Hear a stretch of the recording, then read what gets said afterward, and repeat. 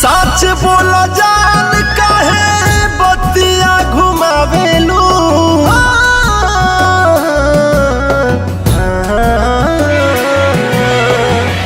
प्यार के पाठ आज हमके पढ़ावेलू।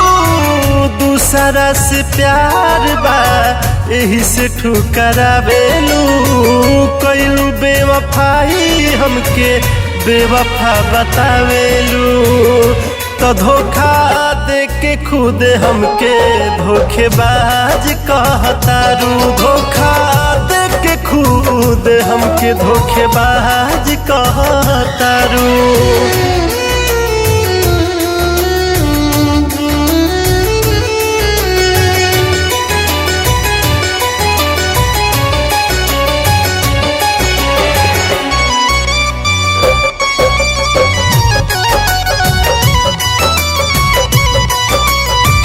कोई जितना प्यार साचो केहू नहीं करी। झूठ जदी बोलबू तो तोहार पपड़ी।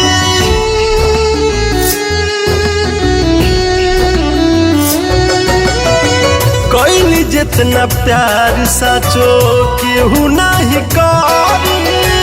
झूठ जदी बोलबू तो तोहार पपड़ी। प्यार के रोग धरा के जियते मुआवेलू। रही तो हर बाबू सोना आज तू रोआवेलू। तो धोखा दे के खुद हमके धोखेबाज कहतारू। धोखा दे के खुद हमके धोखेबाज कहतारू।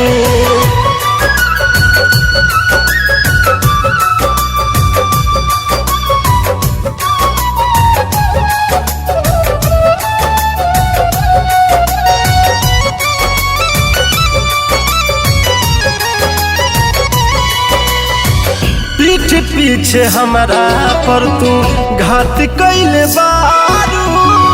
भाई बना के ओसे बात करतारू।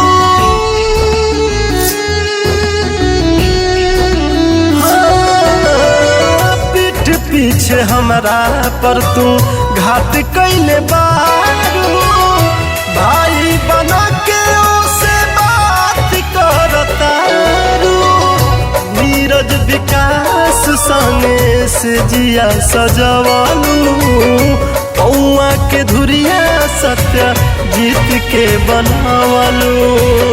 तो धोखा दे के खुद हमके धोखेबाज कहतारू। धोखा दे के खुद हमके धोखेबाज कहतारू।